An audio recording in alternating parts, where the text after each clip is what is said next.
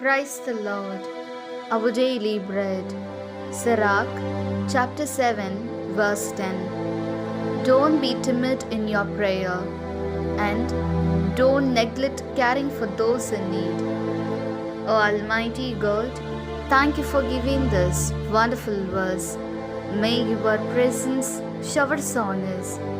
O Lord, when we present our prayers to you, bless us to live in the hope that you will surely answer our prayers and tears without worrying, and praying without getting discouraged, but praying with determination like Abraham, Isaac, and Jacob.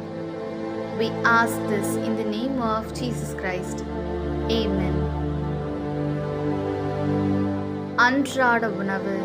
Sirach அதிகாரம் 7 இறை வார்த்தை 10.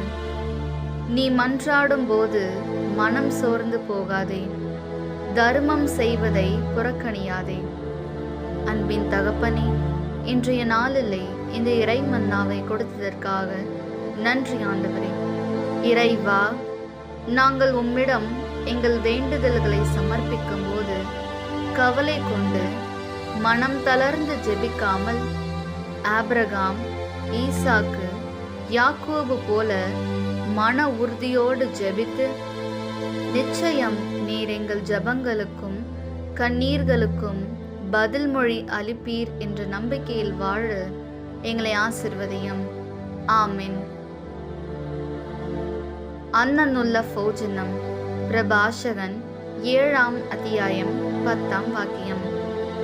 പ്രാർത്ഥനയിൽ മടുപ്പ് തോന്നരുത്, ദാനധർമ്മത്തിൽ വൈമുഖ്യം കാണിക്കരുത്. ദൈവമേ, ഞങ്ങളുടെ യാചനകൾ സമർപ്പിക്കുമ്പോൾ മനം തളരാതെ ഞങ്ങൾ യാചിക്കുന്ന പ്രാർത്ഥിക്കുന്ന കാര്യത്തിൽ അങ്ങ് ഉത്തരം നൽകും എന്ന ഉറച്ച വിശ്വാസത്തോടെ ജീവിക്കുവാൻ ഞങ്ങളെ അനുഗ്രഹിക്കണമേ. ആമേൻ.